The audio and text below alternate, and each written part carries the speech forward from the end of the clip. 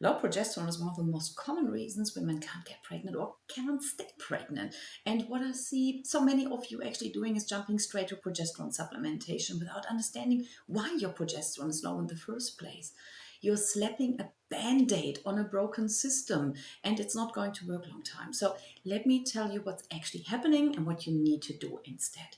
Progesterone is what keeps your uterine lining thick and stable after ovulation. Now it creates the right environment for an embryo to implant, and it also sustains early pregnancy until the placenta takes over.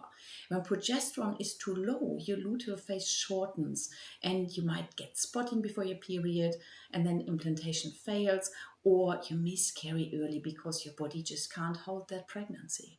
But the thing is that low progesterone is almost never the root problem. It's a symptom. Your corpus luteum, that little gland that forms after ovulation, and then it pumps out progesterone, is either not forming properly in the first place or it's shutting down too early. Now, the reason for this is that something else in your system is probably broken. And the biggest mistake I see is that you would just take bioidentical progesterone cream or supplements without addressing the root cause and why production is low in the first place. And yes, supplementation can help support a cycle or early pregnancy without a question. I'm really not saying you shouldn't be taking it, the opposite. But it doesn't fix the underlying issue. The second mistake is that you might think progesterone is the only hormone that actually matters. Progesterone doesn't work in isolation. It's part of a complex feedback loop with estrogen, insulin, cortisol, and your thyroid hormones. If any of those are out of balance, your progesterone will stay low no matter what you do. So what actually causes low progesterone is, for example, insulin resistance. And that's a massive one. High insulin suppresses ovulation quality. And that means that you're not forming a strong corpus luteum. Now, we also have chronic stress that can keep cortisol elevated. And cortisol steals the raw materials you actually need to make progesterone. Then we also have thyroid dysfunction that can slow down everything, including your metabolism. It might be also the reason why you really can't lose weight. But it also affects hormonal production. Inflammation is another reason. Then we have to look at gut dysfunction, poor diet, even environmental toxins can disrupt the signaling between your brain and your ovaries. And let's not forget nutrient deficiencies. Now, we got to look at vitamin C, especially vitamin B6, magnesium, and also zinc. And that means your body literally doesn't have what it needs to produce progesterone when you're lacking these nutrients. Now, what you do first is that we are starting with stabilizing your blood sugars.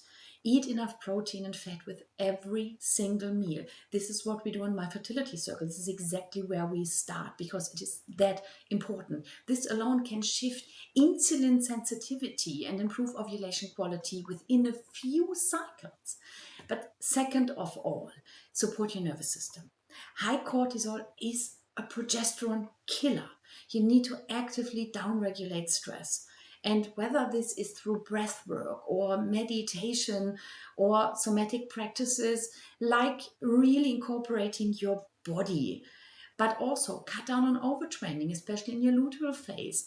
You can keep those real heavy training days for your follicular, but in your luteal phase, slow down a little bit. And also make sure you're getting more sleep. This is not any woo-hoo-hoo, it's literally biochemistry. When cortisol is high, progesterone production really tanks. These are really your starting points, but the full picture includes also then healing your gut.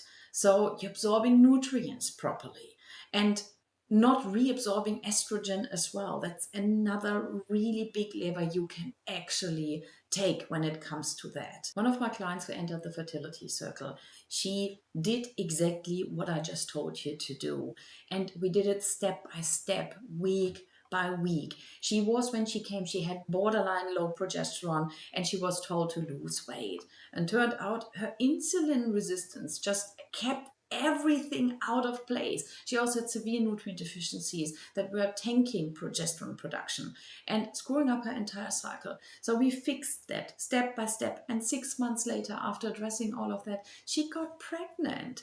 You can do this too. You can do it on your own. You can do it with my help. But I know that you can do it. And if you want my help, then go and join